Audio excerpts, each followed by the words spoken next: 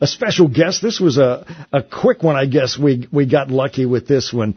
As I said, somebody tweeted that RNR had followed or, I don't know, did something with my Romero on the right. So Lou Esposito's here with us this afternoon. Good afternoon. Good afternoon. You actually got a tweet and you were added to our hashtag.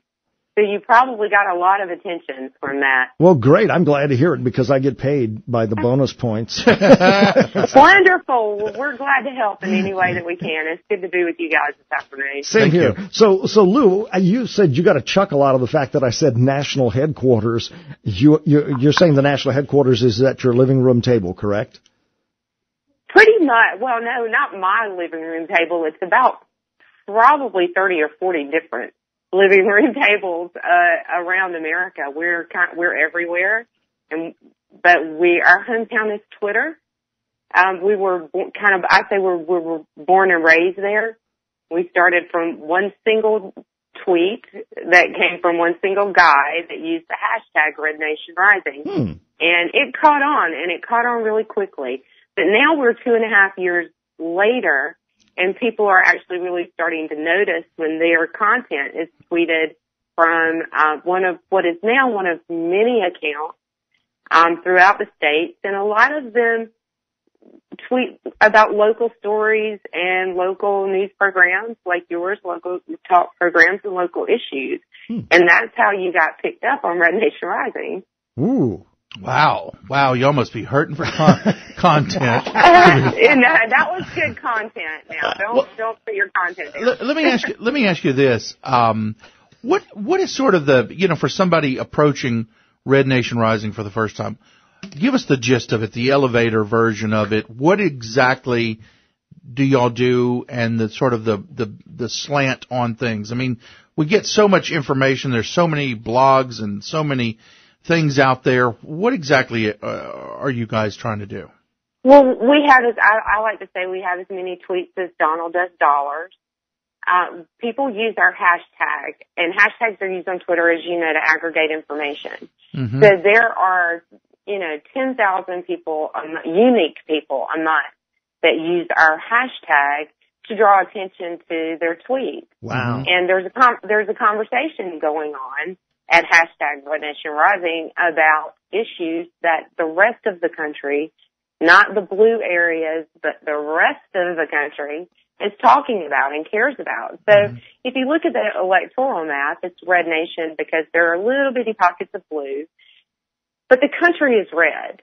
Even when you get down to the district level, there's so much red and so little blue.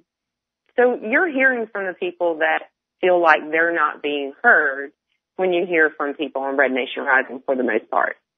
John, I'm going to have to get up to speed on Twitter because I post stuff for the station, just go check out this headline or something. But I have no idea what the heck Lou's talking about. It's just a hashtag and it's just Twitter, but there's a whole lot of people making a whole lot of noise about issues that they care about. And Ken, you obviously struck a chord with some of them because your content got noticed. Wow. If you had to characterize sort of your typical person that sends in information, is it as diverse as the nation itself, or is it, a certain type of person that sends something in? It's at least as diverse, and that's the funny thing, because we hear a lot of, there's this on the right or there's that on the right, but if you look at Red Nation Rising, which is really very much a constitutionalist corner of Twitter, it's very diverse, extremely diverse. Go ahead. I'm sorry. Yeah, so it may even be more diverse than the country as a whole. I wouldn't put that in writing because we don't really, we're a very free society. So, I couldn't tell you, that person over there is someone who tweets on our hashtag a lot, or they're a part of our community because we're a big open tent. It's a hashtag. Anyone in the world can use it and express their opinion and exercise their First Amendment right. Well, and that's what Red Nation is. Well, talking about content and things like this, I went through your website, went to the blog, and on July 23rd, there's an article titled "The Clinton Dead Body Trail." And it's a wonder somebody didn't pick up on the other video I did about Hillary Clinton thinking she deserves the presidency because she's got a vagina, because this article says, as we get closer to the coronation of the ovaries as the next Democratic presidential nominee, I'm like, I could have written this. We have some very creative contributors, both on Twitter and on our blog, and they know that they are free to express their opinion. We also have some very, very smart people. That one of them actually wrote that blog, I believe, if I'm thinking about the one that you're talking about. You should add your video to the comments there, and we'll be sure to approve it if you want to add your content to that. But that's the kind of thing that we do at Red Nation Rising. You want to express that opinion, that's your opinion, but you take the comments, good and bad, right, once you've done it. Oh, yeah, absolutely. Is there anything so far that y'all had to exercise, let's just say, editorial oversight on, because something may have come across that is not necessarily you want to give voice to, or it's particularly controversial? Is there anything sort of off limits with you guys? You guys know how to ask tough questions. Yeah, there are things that are off limits. I think there are things that are not representative of the grassroots movement. And I think that there are things that definitely harm us. Mostly what you find is that things are misunderstood. Mm-hmm. Things are taken the wrong way. But once they're taken out of context, especially on Twitter, then, right. So we don't see people being offensive. Not on our team. That's not the kind of people that we have on our team.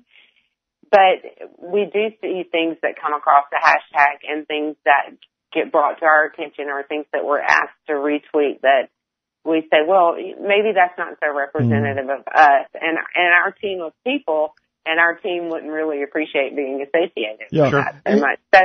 But we don't exercise a lot of editorial control because especially, with our state accounts, because every state is different and every approach is different. And what plays in Louisiana, as you know, doesn't play in New York City, vice versa. Mm-hmm. Mm-hmm. Well, right. This whole thing about, a conservative melting pot kind of thing you've got going on there, would you consider yourself to be, let's say, to the left or the right of the Tea Party?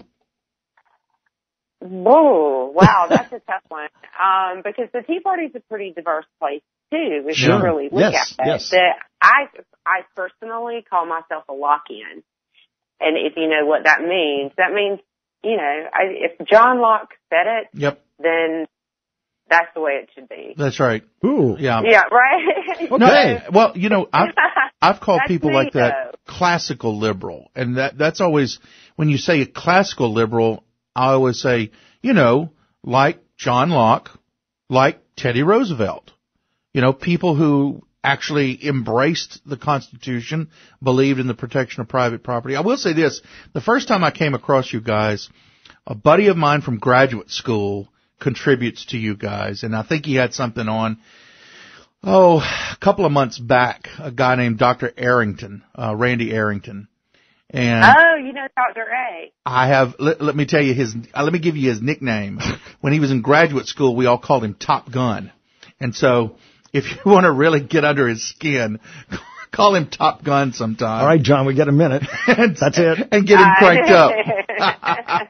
Okay, I will do that, definitely. I usually, if I want to get under his skin or get his attention, I'll call him by his call sign, which is even better. Well, Lou, thank you for being with us today. Unfortunately, we're going to run out of time here. We're going into Todd Starnes, speaking of conservatives. And maybe we'll talk to you sometime in the future. I really appreciate you getting in touch with us and for, extending my reach all over the world today.